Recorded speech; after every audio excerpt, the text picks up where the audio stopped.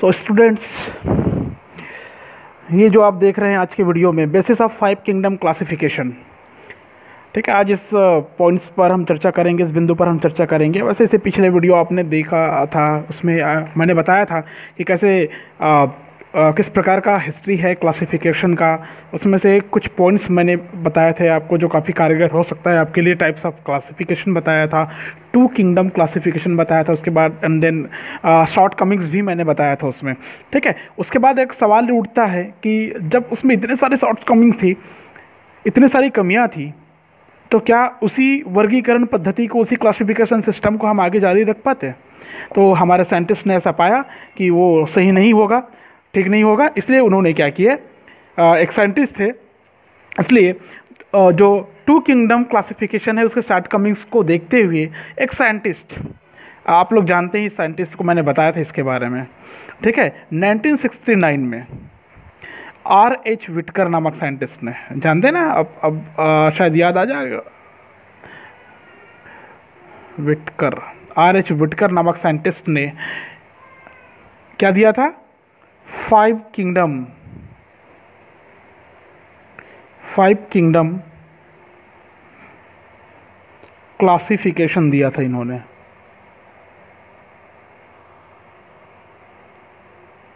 ठीक है। 5 kingdom classification इन्होंने दिया था, ठीक है। तो ये जो 5 किंगडम क्लासिफिकेशन है, आप इसी का बेसिस पढ़ेंगे, इसी का आधारी लक्षण पढ़ेंगे आप, ठीक है। अर्थात मैं आपको इस वीडियो में बताने जा रहा हूँ कि कैसे 2 जगत वर्गीकरण की कमियों को देखते हुए R.H. विटकर नामक साइंटिस्ट ने अपना 5 जगत वर्गीकरण प्रस्तुत किया, 5 किंगडम क्लासिफिकेशन प्रस्तुत किया। और 5 किंगडम क्या क्या था, मैं पहले किंगडम का नाम आपको बता देता हूं ताकि जब बेसिस पढ़ें तो ज़्यादा अच्छे से आपको समझ में आ जाए। वो किंगडम नेम्स कुछ इस प्रकार का था। किंगडम, 5 किंगडम क्या क्या था, बाद में मैं इसके एक एक किंगडम का आपको डिटेल बताऊँगा with example, character and an example. Monera जगत, Monera kingdom. Secondly protista, third fungi, fourth plantae, ठीक है। And the last after the plantae, 5th kingdom according to R.H. Whittaker, Animalia, ठीक है। तो सो दिस ऑल 5 किंगडम,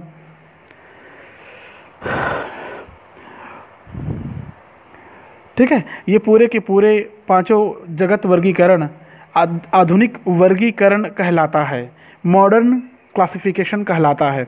तो सीधे उस point में आ जाते हैं, जैसा आज का हमारा टॉपिक है, हमारा पॉइंट है, और ये पॉइंट है basis of 5 kingdom classification. Basis, आधार, लक्षण, किसके आधार पर ये 5 जगत में बांटा गया था। तो R.H. विटकर ने इन 5 जगत, 5 किंगडम जो डिवाइड किया था, उसके लिए क्या क्या कैरेक्टर डिसाइड किए रहे होंगे, क्या क्या बेसिस या लक्षण डिसाइड किए रहे होंगे। तो 5 बेसिस यहाँ पर आप देख सकते हैं फटाफट, ठीक है। मैं आपको कोशिश करूँगा कि आपको पूरा समझ में आए, ठीक है। पहला देखिए, फर्स्ट बेसिस, पहला, ठीक है, कॉम्प्लेक्सिटी ऑफ सेल स्ट्रक्चर, अर्थात कोशिका संरचना की संरचनात्मक जटिलता। थोड़ा नाम अटपटा लग सकता है आपको, कॉम्प्लेक्सिटी ऑफ सेल स्ट्रक्चर, अर्थात कोशिका संरचना की संरचनात्मक जटिलता, ठीक है। इससे आप ये समझ रहे होंगे कि हम कहीं ना कहीं प्रोकैरियोट और यूकैरियोट की बात कर रहे हैं।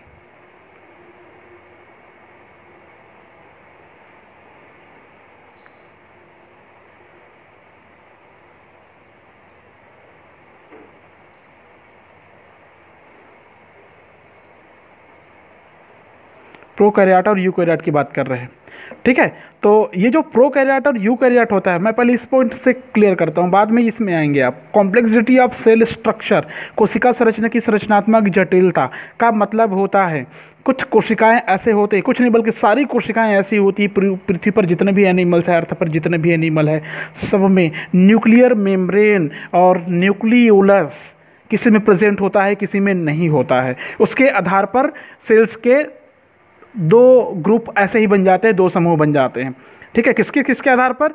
न्यूक्लियर मेम्ब्रेन और न्यूक्लियोलस की प्रेजेंस और अब्सेंस के कारण। ठीक है, तो प्रोकैरियोटिक सेल्स जो होता है, ये प्रोकैरियोटिक सेल्स में कुछ कैरेक्टर बनते हैं। कैरेक्टर कुछ इस प्रकार का बनता है कि ये जो प्रोकैरियोटिक सेल्स है, इसके न्यूक्लियस में न्यूक्लियर मेम्ब्रेन अब्सेंट होता है। न्यूक्लियर मेम्ब्रेन कैसे होता है? अब्सेंट होता है। ठीक है, इसमें न्यूक्लियर मेम्ब्रेन अब्सेंट होता है, इसके न्यूक्लियस में न्यूक्लियर मेम्ब्रेन अब्सेंट होता है, नाभिकीय झिल्ली अनुपस्थित होता है। ठीक है, और न्यूक्लियस के अंदर न्यूक्लियोलस, जिसको हम लोग केंद्रिका कहते हैं, केंद्रक के अंदर एक और छोटा सा केंद्रक होता है जिसको कहते हैं न्यूक्लियोलस, ये दोनों अब्सेंट होते हैं। इसलिए एक सेल्स जो होता है प्रोकैरियोटिक हो जाता है। याद रखिए, पूछा जाता है कि what do you mean by prokaryotic cell, तो आपको पता होना चाहिए जिसमें न्यूक्लियर मेम्ब्रेन, जिसके न्यूक्लियस में न्यूक्लियर मेम्ब्रेन और जिसमें न्यूक्लियोलस अब्सेंट होता है, वो कहलाता है प्रोकैरियोटिक। ठीक है, अब हम थोड़ा सा चर्चा करते हैं। अच्छा, एग्जाम्पल की बात करें इसमें, तो एग्जाम्पल ये हो जाता है इसमें बैक्टीरियल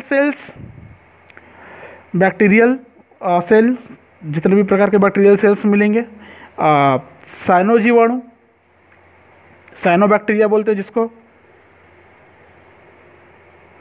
साइनोबैक्टीरिया, CYA, साइनोबैक्टीरिया। ठीक है, साइनोबैक्टीरिया, या इसी को हम लोग बोलते हैं ब्लू ग्रीन एल्गी बोलते हैं इसको, ब्लू ग्रीन एल्गी बोलते हैं इसको। इसमें और एक एग्जांपल आता है एक्टिनोमाइसिटीज। ठीक है, एक्टिनोमाइसिटीज आता है इसमें। तो ये हो गया प्रोकैरियोटिक सेल। अब बात करते हैं हम लोग यूकैरियोटिक सेल की। तो ये जो यूकैरियोट होता है, अब इसके आधार पर आप इसको समझ सकते हैं। यूकैरियोटिक सेल का मतलब होता है जिसके न्यूक्लियस में, मतलब ये मैं आधार लिख दिया हूँ, इसी के आगे मैं लिखता हूँ, इसके न्यूक्लियस में न्यूक्लियर मेम्ब्रेन प्रेजेंट होता है और न्यूक्लियोलस प्रेजेंट होता है। क्लियर है? न्यूक्लियोलर प्रेजेंट, न्यूक्लियोलस प्रेजेंट, तब ये कहलाएगा यूकैरियोटिक। फर्स्ट सेकेंड समझ रहे होंगे आप लोग। और इसमें एग्जाम्पल में अगर हम लोग जाएंगे तो यूकैरियोट में इसमें और कई बैक्टीरियल सेल होंगे। इसमें भी बहुत सारे बैक्टीरियल सेल आते हैं, इसमें भी साइनोजीवाणु आते हैं, साइनोबैक्टीरिया आते हैं, यूकैरियोट पढ़ रहे हैं आप। यूकैरियोट में बैक्टीरियल सेल, साइनोबैक्टीरिया को और ब्लू ग्रीन एल्गी एक्टिनोमाइसिटीज को छोड़कर जितने भी एनिमल मिलेंगे, सभी प्लांट, ऐसा बोल लेता, सभी plant and animals are eukaryote. Clear है? आप समझ गए होंगे कि यूकैरियोट किसे कहा गया है। जितने बैक्टीरिया है, साइनोजीवाणु है, एक्टिनोमाइसिटीज है, उसको छोड़कर जितने भी प्रकार के प्लांट और एनिमल्स होंगे, सब के सब यूकैरियोट होंगे। ठीक है, ये काफ़ी इंपॉर्टेंस हो सकता है आपके लिए, बड़े गौर से देखना आगे। ठीक है, सेकेंड, यहाँ से बहुत सारे कंटेंट ऐसे मिलेंगे आपको कि छोटे छोटे सवाल आपके नीट में, आपके और दूसरे प्रकार के इस सब्जेक्ट से रिलेटेड कॉम्पिटिटिव एग्जाम अगर आप फाइट करते हैं तो इसमें अलग अलग तरीके का सवाल पूछा जा सकता है। आप पूछ देंगे कि किस में न्यूक्लियर मेम्ब्रेन अब्सेंट होता है, तो आपको पता होना चाहिए प्रोकैरियोटिक सेल, और प्रोकैरियोटिक सेल में क्या क्या आता है वो पता होना चाहिए, एटसेट्रा। इस प्रकार के सवाल पूछा जाता है। सेकेंड आता है इसमें complexity of organism, cellularity and then multi cellularity, अर्थात ये है सेकेंड है कॉम्प्लेक्सिटी ऑफ ऑर्गेनिज्म, यूनिसेलुलरिटी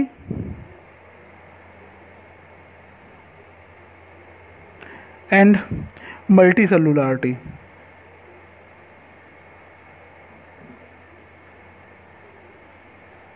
क्लियर है? जीव की शारीरिक जटिलता इसका मतलब कॉम्प्लेक्सिटी ऑफ ऑर्गेनिज्म जो कि शारीरिक जटिलता, ठीक है, एक कोशिकीयता और बहुकोशिकीयता। तो आपने सुने होंगे इस शब्द के बारे में। सभी जीवधारियों को, जितने भी प्रकार के लिविंग्स है यहाँ पर पृथ्वी में, एनिमल्स बींग्स है, सबको दो कैटेगरी में डिवाइड किया गया है। एक को यूनिसेल्यूलर में डिवाइड किया गया है, यूनिसेल्यूलर, एक को यूनिसेल्यूलर में, और सेकेंड को मल्टी सेल्यूलर में, सेल्यूलर में। यूनिसेल्यूलर जो होता है, एक कोशिकी जो होता है, इसमें सभी प्रकार के बैक्टीरियल सेल आ जाते हैं। एक कोशिकी में क्लेमाइडोमोनास भी होता है, इसमें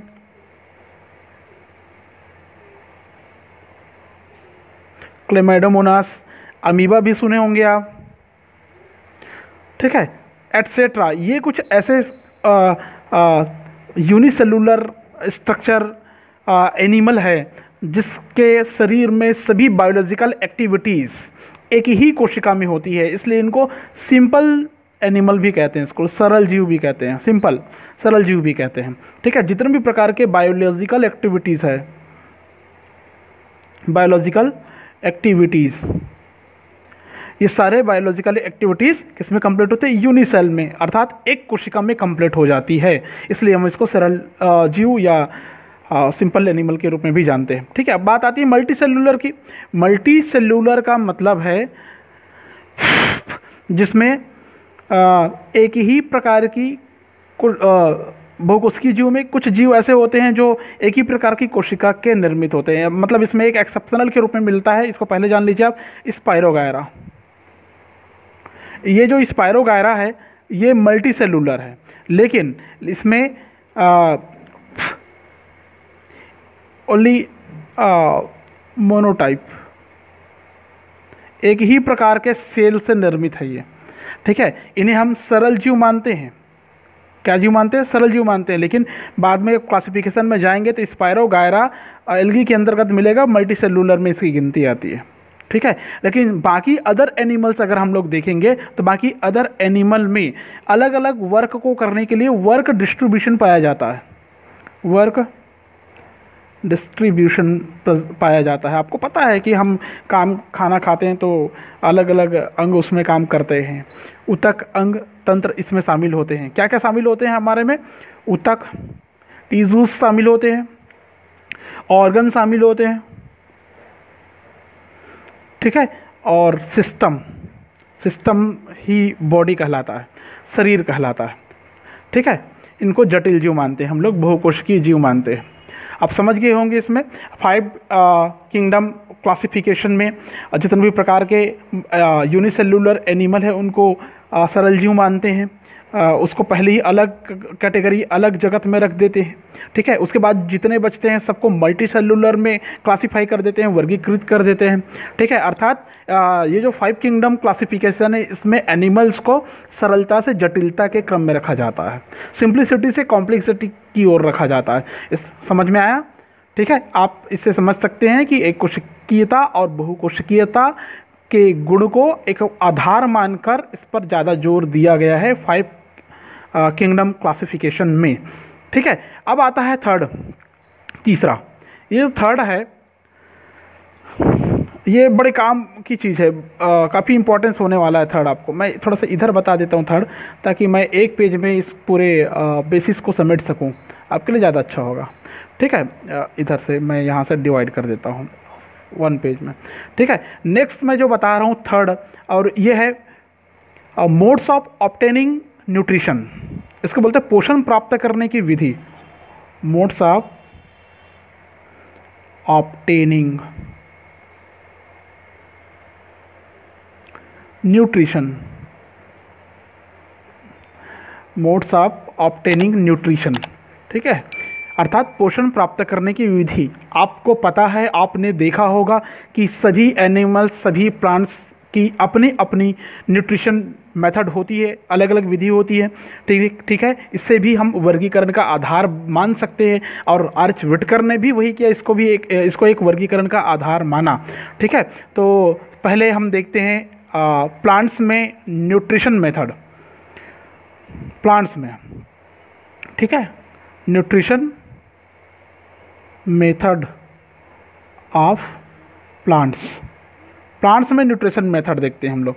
ठीक है, प्लांट्स में न्यूट्रिशन मेथड की जब हम लोग बात करते हैं तो हमको कुछ इस प्रकार के एनिमल मिलते हैं। एक एनिमल को हम लोग कहते हैं ऑटोट्रॉफ। ऑटोट्रॉफ मीन्स होता है जो अपना भोजन खुद ही बना लेते हैं, खुद ही बनाता है। ठीक है, अपना भोजन खुद ही बना लेते हैं। इस श्रेणी में सारे ग्रीन प्लांट्स आते हैं, ग्रीन प्लांट्स आएंगे जो अपना भोजन खुद ही बनाएगा। ठीक है, कैसे बनाते हैं आप सब भी जानते हैं कि एटमॉस्फेयर में प्रेजेंट होता है कार्बन डाइऑक्साइड, उसमें उपस्थित होती है रूट की सहायता से वो सॉइल से वाटर, खनिज और दूसरे प्रकार के मिनरल्स एक्सेप्ट करते हैं, ग्रहण करते हैं, और उनका जो क्लोरोफिल रहता है उसको जटिल कार्बनिक उत्पाद में कन्वर्ट कर देता है, ऑर्गेनिक कंपाउंड में कन्वर्ट करता है, हेक्सोस शुगर का निर्माण कर लेता है। आपको पता है उस विधि के नाम को आप फोटोसिंथेसिस के रूप में पढ़ते हैं। ऑटोट्रॉफ्स ग्रीन प्लांट्स, ठीक है, जो अपना भोजन खुद ही बनाते हैं। ज़्यादा लिखने की ज़रूरत नहीं होगी मेरे हिसाब से इसमें, इसलिए नहीं लिख रहा हूँ। दूसरा हेटरोट्रॉफ्स। हेटरोट्रॉफ मीन्स होता है विषम पोषण बोलते हैं इसको। ठीक है, इस सीरीज़ में, इस श्रृंखला में, इस ग्रुप में वो एनिमल आते हैं जो अपना भोजन स्वयं नहीं बना सकते। ठीक है, वो अपने लिए खाना खुद नहीं तैयार कर सकते। तैयार करना मतलब वो नहीं है जो हम लोग अपने लिए बना के खाते हैं, वो तैयार करना अलग होता है कि उसको उत्पादन से संबंधित है। ठीक है, तो अपना भोजन स्वयं नहीं बना सकते, अपने पोषण के लिए क्या करते हैं, दूसरे जीव पर डिपेंड रहते हैं। ठीक है, किस पर डिपेंड रहते हैं,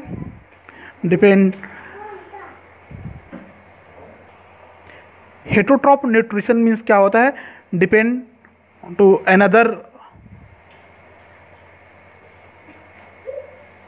अदर थिंग्स, ऐसा लिखते हैं, दूसरे वस्तुओं पर, दूसरे जीवों पर निर्भर रहते हैं। इस श्रेणी में वे जीव आते हैं जो अपना भोजन स्वयं नहीं बना सकते, अपने भोजन को प्राप्त करने के लिए, पोषण को प्राप्त करने के लिए किसी दूसरे जीव पर डिपेंड रहते हैं। ठीक है, इनके लिए कई श्रेणियां हैं हेटरोट्रॉफिक न्यूट्रिशन की।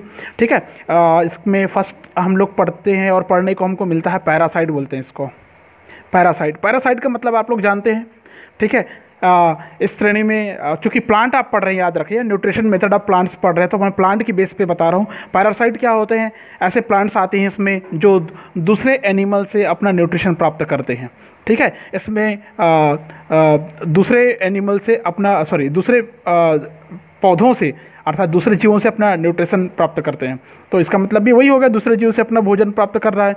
लेकिन ये दो श्रेणी में इसको फिर से हम लोग बांटते हैं। ठीक है, ये श्रेणी कुछ इस प्रकार से है।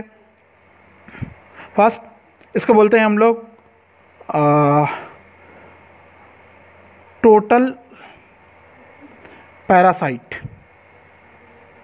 क्या बोलते हैं इसको, टोटल पैरासाइट कहते हैं। टोटल पैरासाइट अर्थात होलो पैरासाइट, मतलब पूरी तरह से ये दूसरे जीवों पर जीवन पर्यंत डिपेंड रहता है। एग्जाम्पल आपको मिलेगा, कस्कुटा आपने देखा होगा, कस्कुटा अमरबेल आप जानते होंगे।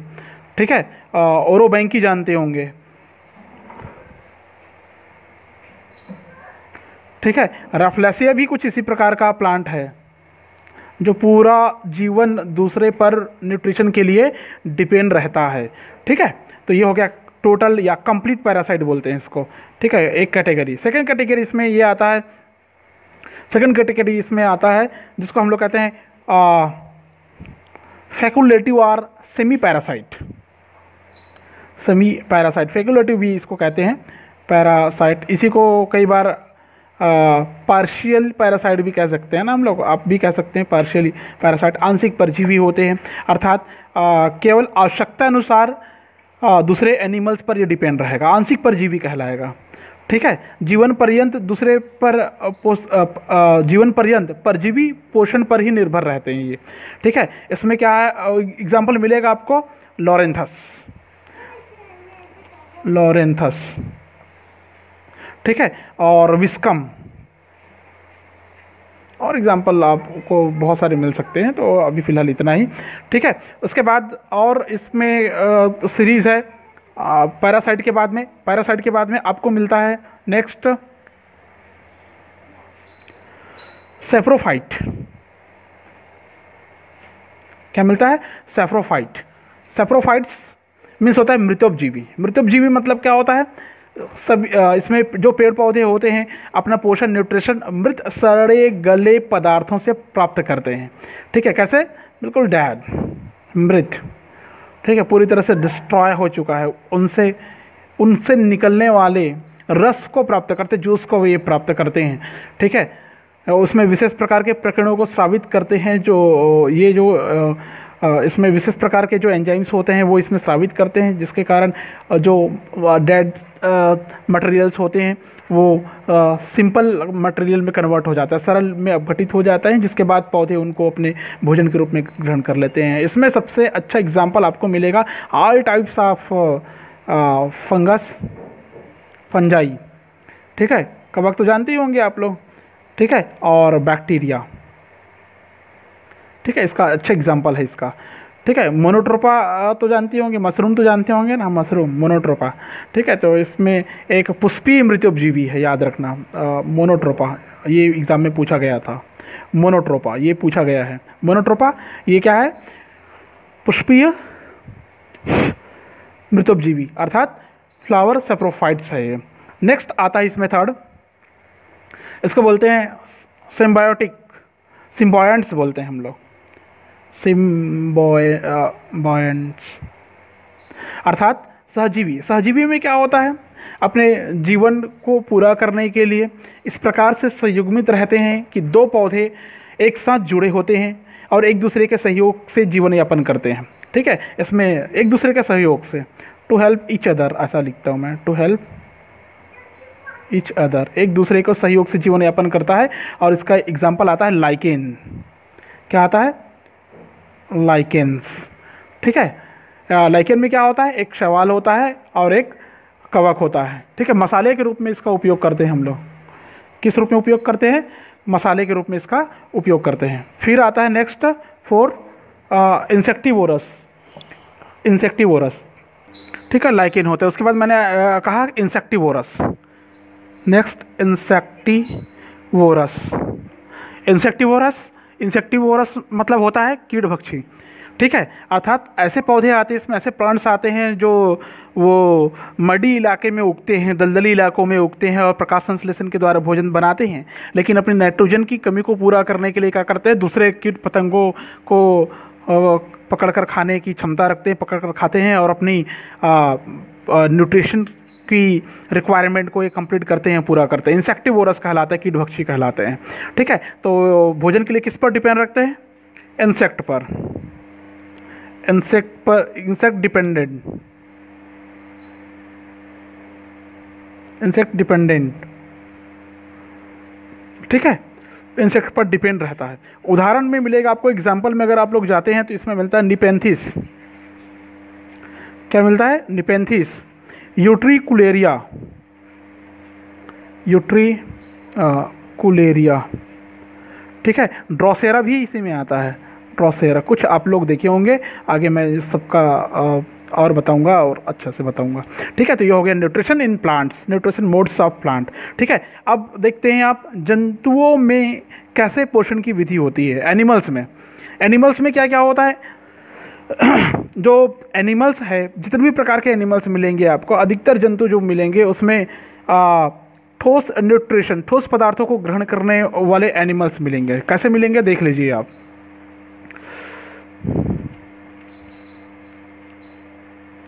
ठीक है, मैंने कहा न्यूट्रिशन मेथड ऑफ एनिमल्स, तो एनिमल्स में न्यूट्रिशन मेथड देखेंगे आप।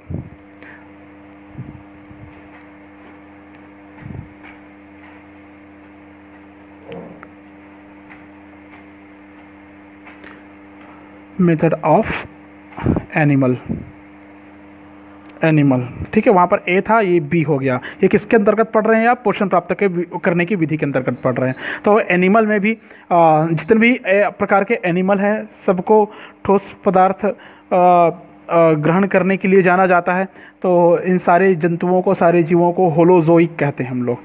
क्या कहते हैं? होलोजोइक एनिमल कहते हैं, अर्थात होलोजोइक न्यूट्रिशन ये करते हैं।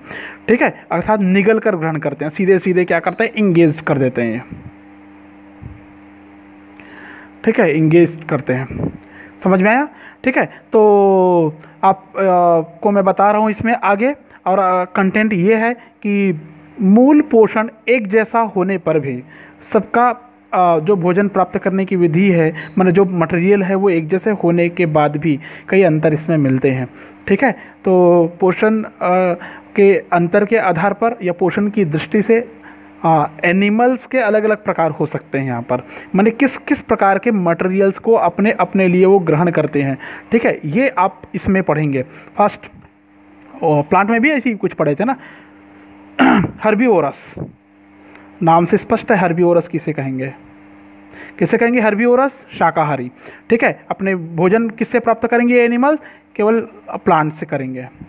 किससे करेंगे? प्लांट से। प्लांट्स को क्या बोलते हैं हम लोग? प्रोड्यूसर बोलते हैं, उत्पादक बोलते हैं। प्रोड्यूसर से करेंगे। सभी पेड़ पौधों से अपना भोजन ग्रहण करने वाले एनिमल्स को हर्बीवोरस कहते हैं। किसी भी प्रकार के पेड़ पौधे से अगर वो भोजन ग्रहण कर रहा है तो वो हर्बीवोरस कहलाएगा। आपको पता होना चाहिए कि अलग अलग प्रकार के एनिमल में अलग अलग प्रकार के एडाप्टेशन मिलते हैं पेड़ पौधों की पत्तियों को, उनके शाखाओं को, उनके टहनियों को पचाने के लिए। जैसे इंसेक्ट है तो उसको चबाने के लिए, और जो रैट है उसमें छोटे छोटे टीथ पाए जाते हैं कुतरने के लिए। और जितने प्रकार का टेट्रापोड्स हैं, टेट्रापोड्स में विशेष प्रकार का एलिमेंट्री कैनाल पाया जाता है जो कि सेलुलोज को पचाने के लिए मॉडिफाइड होता है, एटसेट्रा। ठीक है, तो वो लोग हर्बीवोरस होते हैं। दूसरा इसमें आता है हर्बीवोरस मतलब प्लांट डिपेंडेड, प्लांट पर डिपेंड रहने वाले। कार्निवोरस मतलब होता है मांसाहारी, कार्निवोर्स बोलते हैं। इसको बोलते हैं हर्बीवोर्स, ऐसा हर्बीवोर्स, कार्निवोर्स एनिमल का नाम। ठीक है, कार्निवोर्स मीन्स होता है सिंपल मांस भक्षण से अपना पोषण को पूरा करता है। ठीक है, जंतुओं को अपने भोजन के लिए उपयोग करते हैं। ओनली एनिमल्स को ये अपना भोजन मानते हैं, एनिमल्स को, ओनली एनिमल्स को ये ग्रहण करने वाले होते हैं। ठीक है, तो इसमें जो प्लांट्स आता है, प्लांट्स डिपेंडेंट जो होते हैं शाकाहारी, इसमें क्या क्या आएगा एग्जांपल में? आप बहुत सारा लिख सकते हैं ना, इसमें एग्जांपल बताने की ज़रूरत नहीं थी, लेकिन फिर भी मैं यहाँ पर बता देता हूँ क्योंकि इसका एग्जांपल मैं लिखूँगा यहाँ पर, बताऊँगा। इंसेक्ट है, ठीक है, रैट वगैरह है, ये इसको ना लिखूँ मैं, गॉट लिखूँ तो ज़्यादा अच्छा है, गॉट। ठीक है, और काऊ वगैरह लिख दूँ टेट्रापोड्स में, तो ये हर्बीवोरस में आते हैं, मांसाहारी शाकाहारी में आता है। फिर कार्निवोरस में क्या होता है? एनिमल डिपेंडेंट, एनिमल पर डिपेंड रहने वाले, जीव जंतुओं को भोजन के रूप में ग्रहण करने वाले। इसका एग्जांपल अगर आता है तो एग्जांपल में आपको मिलेगा लायन, लायन जानते हो नहीं, पहले बताया था। टाइगर भी जानते होंगे आप लोग, ठीक है, वोल्फ भी जानते होंगे आप लोग, एटसेट्रा। ठीक है, इसमें अलग अलग प्रकार के भोजन करने की विधि तो नहीं पाई जाती, लेकिन एक ही प्रकार के एनिमल को ग्रहण कर सकते हैं। ये किसी भी प्रकार के एनिमल को भोजन के रूप में ग्रहण कर सकते हैं। ठीक है, इसमें स्पेशल चिरने फाड़ने के लिए दांत काफ़ी ज़्यादा विकसित होते हैं। अगर कोई चिड़िया हो गई तो उसमें चोंच ज़्यादा विकसित होंगे, पंजे ज़्यादा विकसित होंगे, इनके पंजे भी विकसित रहते हैं। ठीक है, नेक्स्ट आता है इसमें ओमनीवोरस। ओमनीवोरस, ओमनीवोरस मतलब होता है सर्वाहारी। सर्वाहारी मतलब क्या होता है? जो अपने भोजन के लिए किस पर डिपेंड रहते हैं? एनिमल्स और प्लांट्स दोनों पर, एनिमल्स एंड प्लांट्स दोनों पर निर्भर रहता है अपने भोजन के लिए। ठीक है, तो इसमें क्या क्या आएगा जो दोनों पर निर्भर रहता है? ठीक है, हम लोग तो है ही, है ना, मनुष्य भी है इसमें, फीसेस भी आती है इसमें, ठीक है, फ्रॉग भी आते हैं इसमें, और डॉग्स भी आते हैं इसमें, एटसेट्रा से बहुत सारे मिलेंगे, कैट ऐसा। और ये ओमनीवोरस हो गया सर्वाहारी, जो दोनों को अपने भोजन के रूप में ग्रहण करते हैं। नेक्स्ट आता है इसमें पैरासाइट। जैसे प्लांट पैरासाइट होता है, ठीक वैसे ही एनिमल पैरासाइट भी होता है। प्लांट पैरासाइट और एनिमल पैरासाइट। पैरासाइट अगर पढ़ते हैं मतलब परजीवी, अपने पोषण के लिए किसी दूसरे जंतु से पोषण प्राप्त पर डिपेंड रहना, पोषण के लिए डिपेंड रहना, किसी दूसरे जंतु से पोषण प्राप्त करना, इनको बोलते हैं पैरासाइट या परजीवी कहते हैं। उदाहरण आप देख सकते हैं इसमें, टू अदर एनिमल पर डिपेंड रहेंगे भोजन के लिए। एग्जाम्पल में क्या क्या मिलेगा आपको? चलो एक काम करता हूँ, मैं एग्जाम्पल को इसके टाइप्स के आधार पर बताऊँगा। इसमें भी दो टाइप्स बनते हैं, एक होता है एक्सोपैरासाइट, ठीक है, और दूसरा होता है एंडोपैरासाइट। एक्सोपैरासाइट और एंडोपैरासाइट, ठीक है, एक्सोपैरासाइट और एंडोपैरासाइट। एक्सो का मतलब होता है बाह्य, ठीक है। बाह्य परजीवी में क्या क्या आ जाएगा, पैरासाइट में क्या क्या, मॉस्किटो तो जानती होंगे, बाहर रहता है आपके शरीर के बाहर, मॉस्किटोज, ठीक है। और इसमें और दूसरे प्रकार के, और लीच तो जानते होंगे, जोंक, जू, खटमल, पिस्सू, ये सब आते हैं इसके अंतर्गत ना, ठीक है। एंडोपैरासाइट में क्या होता है, जो शरीर के अंदर से पोषण को ग्रहण करते हैं, शरीर की आंतरिक संरचना, आंतरिक अंगों में रहता है, वहाँ से भोजन ग्रहण करते हैं, ठीक है। ये कहलाता है फ्लैटवर्म, चपटे कृमि बोलते हैं जिसको आप लोग, एस्केरिस बोलते हैं, एस्केरिस लुम्ब्रिकॉइड्स बोलते हैं जिसको गोलक कृमि के नाम से जानते हैं आप लोग, ठीक है। फैसिओला हिपेटिका, जिसको लीवर फ्लूक के नाम से जानते हैं, फैसिओला हिपेटिका, ठीक है। फाइलेरियल पैरासाइट, ठीक है, एटसेट्रा। ये एंडोपैरासाइट होता है जो शरीर के अंदर रहकर अपने लिए भोजन प्राप्त करते रहते हैं, ठीक है। इसके अलावा कुछ ऐसे भी होते हैं जो सैप्रोफाइट प्रकार के भी हो सकते हैं, ठीक है, जैसे यूग्लिना वगैरह है, एटसेट्रा, ठीक है। तो ये जो पढ़ रहे थे आप लोग पोषण विधि के आधार पर पढ़ रहे थे, एक लक्षण बनता है पोषण प्राप्त करने की विधि के आधार पर, थर्ड पढ़े थे। अब फोर्थ नंबर का आता है ये B1, B2, B3, B4 है, ये इसके पार्ट्स है, ठीक है। अब फोर्थ नंबर में जो मेन बेसिस पढ़ रहे थे आप, मेन लक्षण पढ़ रहे थे, वही है लाइफ स्टाइल। बोलेंगे ये किसका लाइफ स्टाइल आ गया, तो लाइफ स्टाइल का मतलब होता है जीवित रहने की रीति और ढंग के आधार पर जीवों को कुछ श्रेणी में बांटते हैं कि किस प्रकार वो जीवित रहता है। तो इसमें आता है, सबसे पहले आता है प्रोड्यूसर आते हैं। प्रोड्यूसर मतलब होता है उत्पादक। प्रोड्यूसर मतलब पूरे प्रकार के प्लांट्स आएंगे, सभी हरे पेड़ पौधे आएंगे जो प्रकाश संश्लेषण की क्रिया के द्वारा अपना भोजन बनाता है। दूसरा आता है इसमें कंज्यूमर। क्या आएगा, कंज्यूमर आएगा। कंज्यूमर मतलब इस श्रेणी में वे जीव आते हैं जो हरे पेड़ पौधों से अपना भोजन चाहे प्रत्यक्ष रूप से हो या अप्रत्यक्ष रूप से हो ग्रहण करने की क्षमता रखते हैं। तो कंज्यूमर को हम फिर से कैटेगरी में बांटते हैं कंज्यूमर को। फर्स्ट इसमें आता है प्राइमरी कंज्यूमर। प्राइमरी कंज्यूमर में वो जीव आते हैं जो सीधे प्लांट्स पार्ट्स को अपने भोजन के लिए ग्रहण करते हैं, ठीक है। अर्थात पूरे प्रकार के इसको बोलेंगे हम लोग हर्बीवोरस एनिमल, मतलब शाकाहारी जंतु इसमें आते हैं, ठीक है। नेक्स्ट इसमें आता है सेकेंडरी में क्या आएगा, जो इस श्रेणी में वे जीव आएंगे जो हर्बीवोरस को भक्षण करेंगे, हर्बीवोरस का भक्षण करेंगे। किसका करेंगे भक्षण, किस पर डिपेंड रहेंगे, हर्बीवोरस पर, हर्बीवोरस पर। कंज्यूमर की बात कर रहे हैं हम लोग ना, उपभोक्ता की बात कर रहे हैं, तो हर्बीवोरस सेकेंड नंबर में आता है क्योंकि ये हर्बीवोरस सेकेंडरी हर्बीवोरस का भक्षण करते हैं। हर्बीवोरस न्यूट्रिशन को ग्रहण करता है, ठीक है।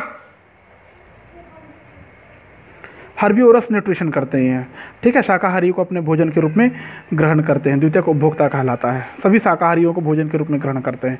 तो इसमें क्या आ जाएगा, इसमें प्राइमरी उपभोक्ता में कौन आते हैं, जो प्लांट्स का ग्रहण करते हैं। कौन कौन प्लांट्स को ग्रहण करते हैं ये तो आप जानते ही होंगे। इसमें आएगा भेड़, बकरी, जो चौपाया पशु है वो सब आ जाते हैं। और सेकेंडरी कंज्यूमर में जो इन हर्बीवोरस का भक्षण करते हैं वो आएगा। तो कौन हर्बीवोरस का भक्षण करते हैं, इसमें आप पीकॉक लिख सकते हैं, लोमड़ी लिख सकते हैं, सियार लिख सकते हैं, भेड़िया लिख सकते हैं, एटसेट्रा, ठीक है। उसके बाद में आता है ये हर्बीवोरस का भक्षण करने वाला ना, मतलब ये भी एक एनिमल है, उनका भक्षण ये लोग करते हैं, सेकेंडरी कंज्यूमर लोग, ठीक है, समझ में। उसके बाद में आता है टर्सरी या तृतीयक। टर्सरी या तृतीयक कंज्यूमर में वे जीव आते हैं जो सेकेंडरी कंज्यूमर को भोजन के रूप में ग्रहण करते हैं, ठीक है। इनको हम लोग टॉप कंज्यूमर कहते हैं। क्या कहते हैं, टॉप कंज्यूमर कहते हैं।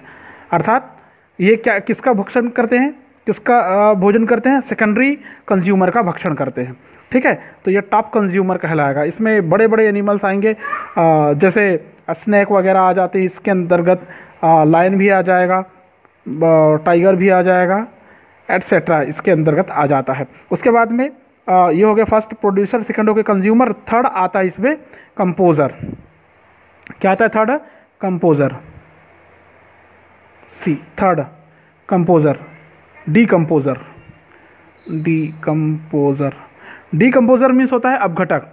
डीकम्पोजर मीन्स क्या होता है, अपघटक। अपघटक का मतलब क्या होता है, जितने भी एनिमल्स है उनके डेड होने के बाद, ठीक है, उनके डेड होने के बाद उसको उनके अवयवी भागों में मिलाने का काम अगर कोई करता है तो वो डिकम्पोजर ही करता है।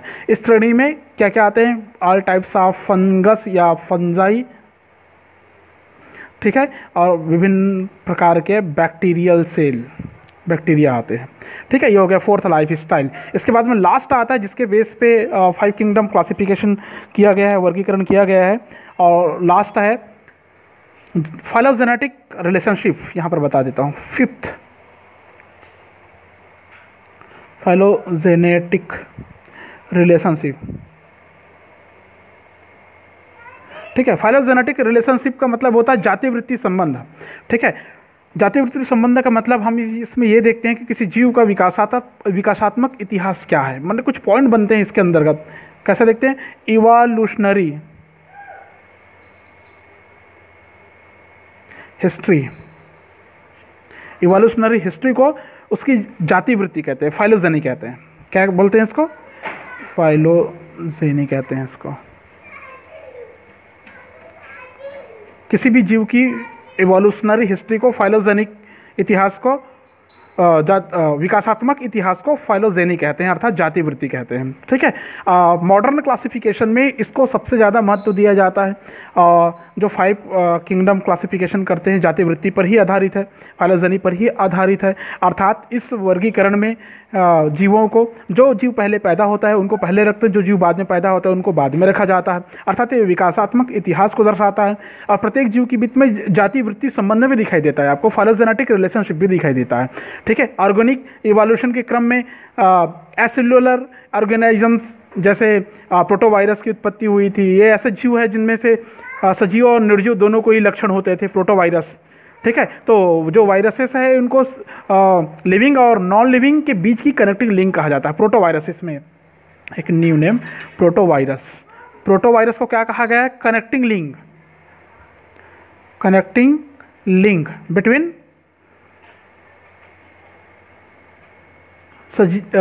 Living and non living, connecting link between living and non living, याद रखेंगे आप लोग। संयोजी कड़ी कहा गया है इनको, ठीक है। इन वायरसेस से ही, प्रोटोवायरस से ही बाद में प्रोकैरियोटिक स्ट्रक्चर वाले एनिमल्स, इसी प्रोटोवायरस से प्रोकैरियोटिक स्ट्रक्चर वाले एनिमल मोनेरा की उत्पत्ति हुई। किसकी उत्पत्ति हुई? मोनेरा की उत्पत्ति हुई। क्लियर है? तो आर.एच. विटकर ने इन 5 आधार को मानकर वर्गीकरण किया था, 5 जगत का वर्गीकरण किया था। नेक्स्ट वीडियो अगर बनता है तो मैं उस नेक्स्ट वीडियो में आपके लिए फाइलोजेनेटिक ट्री जरूर लेके आऊँगा, ठीक है। और